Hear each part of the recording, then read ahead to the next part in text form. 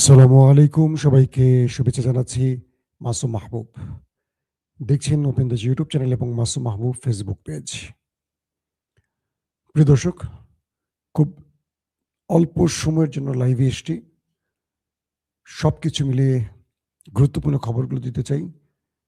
গলা বসে গেছে, তারপরও আপনাদের অনুরোধের জন্য বারবারই আসছি লাইভে। সবচেয়ে বড় যে খবরটি আজকে আমাদের হাতে এসে পৌঁছেছে সেটি হলো মার্কিন যুক্তরাষ্ট্রের C-30 ব্ল্যাক হক হেলিকপ্টার। এটি ইরানের মধ্যাঞ্চলে ঘুরছে, এতিমের মতো ঘুরছে, কাউকে উদ্ধারের জন্য আসছে। তিনি বেঁচে আছেন না ইরানের হাতে ধরা পড়েছেন জানে না। সঙ্গে একটি রিফিউল ট্যাঙ্কার বিমানে রয়েছে।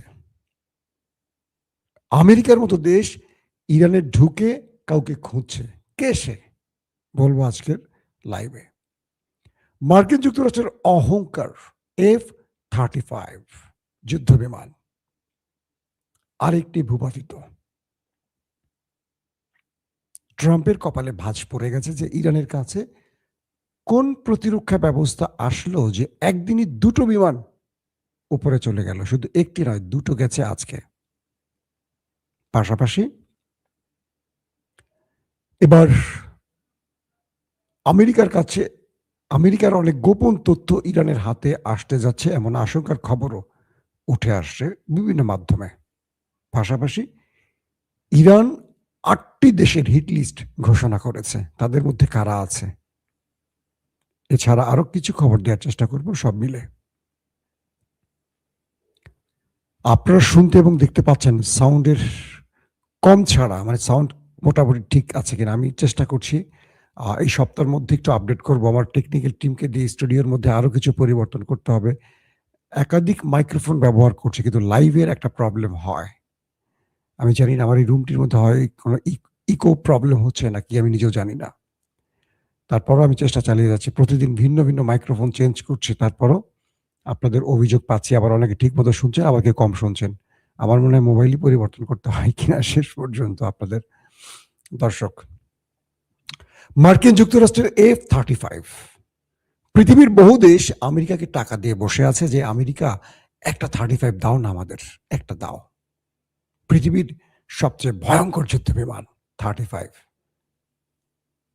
তুরস্ক টাকা দিয়েছিল, তুরস্ককে দেয় নাই, কারণ তুরস্কের মানে জো বাইডেন তুরস্কের সাথে এরদোয়ানের সাথে একটু কি বলবো হাইড এন্ড সিক খেলেছে। পরে তুরস্ক বলছে ঠিক আছে 35 যদি না দাও F-16 দাও। সৌদি আরব টাকা দিয়ে বসে আছে, আরব আমিরাত টাকা দিয়ে বসে আসে, এরকম দিয়েছে সবার আগে একটি দেশকে, তার নাম হলো ইসরায়েল। ইসরায়েল কিন্তু ইরানের বিরুদ্ধে 35 ব্যবহার করছে এই যুদ্ধে। গত 11 মার্চ, যদি তারিখটা ভুল না করি, ইরান দাবি করেছিল তারা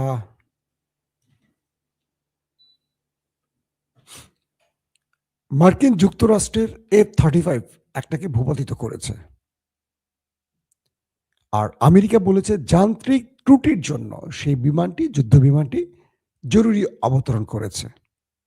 ইরান বলছিল তারা মিসাইল হিট করে এটাকে আগুন ধরিয়ে দিয়েছিল, আর তারা বলেছিল যান্ত্রিক ত্রুটি। মানে আমেরিকা তার অহংকারে যে চাদর, সে চাদরে কালি লাগতে দেবে না।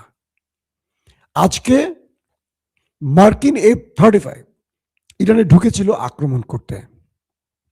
ইরান সেটিকে প্রতিরক্ষা ব্যবস্থা দিয়ে শুট করে এবং সেটি ভূপাতিত হয়ে মাটিতে লুটিয়ে পড়ে। কিছু কিছু গণমাধ্যম বলছে পাইলট সেই বিমান ধ্বংসের সাথে সাথেই ওপারে চলে গেছেন। আবার ইরানি কিছু গণমাধ্যমের দাবি, আমি দুই পক্ষের দাবি বলছি, আমার কাছে যেটা রাইট মনে হচ্ছে সেটা এখন বলছি। এই পাইলট তিনি প্যারাশুট দিয়ে নিচে নেমে গেছেন, কিন্তু জায়গাটা ইরান, মধ্য ইরান। এই পাইলট সেখানে হয়তো বেঁচে গেছেন, তারপর তার উদ্ধার টিমকে কল করেছেন। কিছুক্ষণ পর ইরানের ভেতরে মার্কিন C-30 ব্ল্যাক হক হেলিকপ্টার ঢুকে পড়ে, সঙ্গে রিফিউলিং ট্যাঙ্কার বিমান। ইরানের আকাশে ঠট্টর ঠট্টর ঠট্টর করে শুধু ঘুরছে পাইলটকে খোঁজার জন্য। তাকে জীবিত উদ্ধারের জন্য ইরানের ভেতরে ঢুকে পড়েছে আমেরিকা। ইরান বলছে, যে সূত্রগুলোর খবর, ইরান বলছে সে পাইলটের যেই জিনিসপত্র তার সাথে ছিল সেগুলোর ছবি প্রকাশ করে দিয়ে বলেছে ইরান, আমরা পাইলটকে গ্রেফতার করেছি, তিনি আমাদের জিম্মায় আছে। তথ্যটা কতটুকু সঠিক আমি কনফার্ম না, যে ইরান যে বলছে আমাদের কাছে আছে, ইরান কি তাকে ধরতে পেরেছে নাকি পারেনি, নাকি কৌশলে তাদেরকে মানসিক চাপে ফেলতে, সেটা এখনো কনফার্ম না। বাট ইরান বলেছে, সেটাই বললাম, যে তারা সে পাইলটকে গ্রেফতার করেছে। ধরে নিলাম ইরানের দাবিটি সত্য।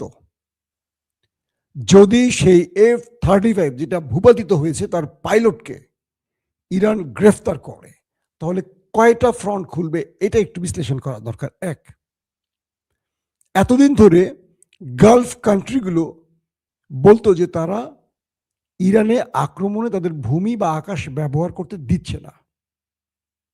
সব গালফ কান্ট্রির অভিযোগ, ইরান যখন বলছে যে এখান থেকে আক্রমণ হচ্ছে, তারা অস্বীকার করছে। এখন এই পাইলটকে ইরান ধরে ফেললে তার কাছ থেকে জানা যাবে, এক, তিনি কোন দেশ থেকে ফ্লাই করেছেন, অর্থাৎ আরবের কোন দেশের কোন বেজ ব্যবহার করে ইরানে আক্রমণ করেছেন, number one. Number two, America ইসরায়েলের মধ্যে এই যুদ্ধের পরিকল্পনা কি, পাইলটরা তো জানেন তাদেরকে দিয়ে আক্রমণ করা হয়, সেই তথ্য হাতিয়ে নেবে ইরান।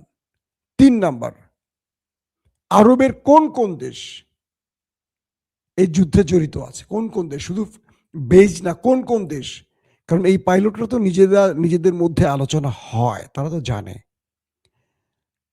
কোন কোন দেশ জড়িত, মানে ইরানের বিরুদ্ধে আরবের কোন কোন দেশ জড়িত আছে। এখন এই বিষয়টি এমন ভাবে তৈরি হয়েছে যে আমেরিকার এই যুদ্ধের কৌশলের অনেক গোপন ভয়ঙ্কর নথি এখন পেয়ে যাবে ইরান। তার মানে আমেরিকাকে তার পুরো সিস্টেমেটিক বা পরিকল্পনা গোপন করতে হবে, অথবা গোপন না, পরিবর্তন করতে হবে। একটি বিমানের পাইলটকে দিয়ে ইরান অনেক কিছু জেনে যাবে, শুধু জানবে না, তাকে দিয়ে অনেক, মানে সে এখন ইরানের জন্য একটা ট্রফি। এই লোককে দিয়ে ইরান অনেক কিছু করবে, অনেক কিছু করবে। মৃত যুদ্ধে মৃত সেনার চেয়ে জীবিত সেনার মূল্য অনেক বেশি। সে বিমানে ভূপাতিত হয়ে গেলে, একটা পাইলট মারা গেছে, শত শত পাইলট আছে, কিন্তু তিনি বেঁচে গেলে তাকে ইরান বহু কাজে লাগাবে, অর্থাৎ জীবিত পাইলটের মূল্য অনেক বেশি, তাকে দিয়ে ইরান অনেক দাবি আদায়ও করে নিতে পারবে। ইরান এই দিকে ফোকাস দিচ্ছে, কারণ যখনই যুক্তরাষ্ট্র ইরানে ঢুকবে স্থল অভিযানে, ইরানের প্রথম টার্গেট থাকবে একটা গ্রুপকে মারবে, একটা গ্রুপকে গ্রেফতার করবে। সর্বোচ্চ সংখ্যক গ্রেফতার করতে পারলে তাদেরকে দিয়ে ইরান তার খেলা ঘোরাবে, কারণ এই ভূমিটি ইরান, চারদিকে পাহাড়, বিশাল অঞ্চল। এরা যখন ঢুকবে, ম্যাপ দেখে দেখে যুদ্ধে সবকিছু তো একটা ম্যাপের মতো পরিষ্কার হবে না। ইরান পথে পথে এদের জন্য বাধা সৃষ্টি করবে, মাইন পুঁতে রাখবে, ফাঁদ তৈরি করবে, এই ফাঁদে এরা পা দিবে, এই ফাঁদের পা দিয়ে কেউ মাইনে জীবন হারাবে, আর কেউ ওদের হাতে গ্রেফতার হবে। আর এই গ্রেফতার সেনাদেরকে দিয়ে ইরান মূল খেলাটা খেলবে। আমেরিকার 50 জন 100 জন স্থল অভিযানে ঢুকলে এরকম গ্রেফতার হয়ে যাবে, তাদেরকে দিয়ে অনেক কিছু করবে। যেমন ফিলিস্তিনের হামাস কি করে, তারা ইসরায়েলের সেনাদের গ্রেফতার করে, গুম করে ফেলে, তারপর তাদের বিনিময় ইসরায়েলের কারাগারে যে ফিলিস্তিনিরা আছে তাদের মুক্তি করে আনে। দেখা যায় 2 জনের বিনিময়ে 2000কে মুক্ত করে, 2 জন ফিলিস্তিনির বিনিময়ে 2 জন ইহুদি সেনাদের বিনিময়ে 2000 ফিলিস্তিনি মুক্তি করতে পারে। এবার করেছে না, দেখেছেন তো আপনারা, কত হাজার মুক্ত করেছে ফিলিস্তিনের হামাস। তো ইরান তাদের মূল টার্গেটে এভাবে প্রবেশ করতে চাচ্ছে। দর্শক, মার্কিন যুক্তরাষ্ট্রের হেলিকপ্টার ঢুকে ইরানের মধ্যে এখন উদ্ধার কাজ চালাচ্ছে, কিন্তু তাকে খুঁজে এখনো পায়নি যতটুকু জানি। এখন পর্যন্ত আমেরিকা এই বিষয়ে মুখ খোলেনি, ইয়েস অথবা নো, কি হয়েছে তারা বলে নাই। তার মানে আমেরিকা বুঝতে পারছে ইরান অনেক বড় সারপ্রাইজ তাদেরকে দিচ্ছে। আগামীতে F-35, F-15, F-16, F-18 ইরানে ঢোকার আগে 14 বার চিন্তা করবে। কারণ যে 35 স্টিলথ প্রযুক্তির বলে রাডার সিস্টেম ফাঁকি দিতে পারে, শত্রুর মিসাইল ফাঁকি দিতে পারে, সেখানে ইরান দুটোকে ফেলে দিয়েছে। প্রায় 20-এর অধিক বিমানই ফেলে দিয়েছে, হেলিকপ্টার, বিমান, ড্রোন ইরান। এই যুদ্ধে পুরো সামারি বললাম। পাশাপাশি আজকে আরেকটি F-15ও ভূপাতিতা দাবি করেছে ইরান। তার মানে ইরানের কাছে প্রতিরক্ষা ব্যবস্থার বেশ চমক এসে পৌঁছে গেছে। আগামীতে ইরান আরো ভয়ঙ্কর সারপ্রাইজ দিতে পারে। দর্শক, আরেকটি খবর দিয়ে শেষ করতে চাই, সেটি হলো ইরানের সবচেয়ে বড় একটি সেতু B1, এই সেতুতে আজকে আমেরিকা ইসরায়েল হিট করেছে। এটা নির্মাণাধীন ভবন সেতু ব্যাপক ধ্বংসলীলা চালিয়েছে বৃষ্টির উপরে। বাংলাদেশের পদ্মা সেতুর মতো এটা ইরানের একটা বিশাল ব্রিজ ছিল। ইরান ঘোষণা দিয়েছে একটি ব্রিজের বিনিময়ে 8টি ব্রিজ আমরা ধ্বংস করব। 8টি ব্রিজের রেড নোটিশ জারি করেছে জর্ডান, গালফ কান্ট্রির যে কটা দেশ আছে, ইসরায়েল আর গালফ কান্ট্রির প্রত্যেকটি দেশের সেই ব্রিজের নাম উল্লেখ করে দিয়েছে ইরান। ইরানের যুদ্ধের কৌশলটা দেখছেন আপনারা।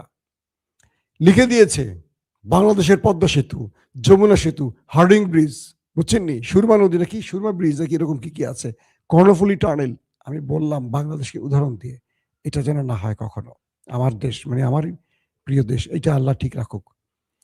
তো ইরান, ইসরায়েল এবং গালফ কান্ট্রির কোন কোন ব্রিজে আজ রাতে আক্রমণ করতে যাচ্ছে সেই ব্রিজের লোকেশন নাম উল্লেখ করে দিয়েছে এবং বলছে এই ব্রিজ থেকে জনগণ চলাফেরা বন্ধ করুন, আমরা একটু পরে আক্রমণ করতে যাচ্ছি।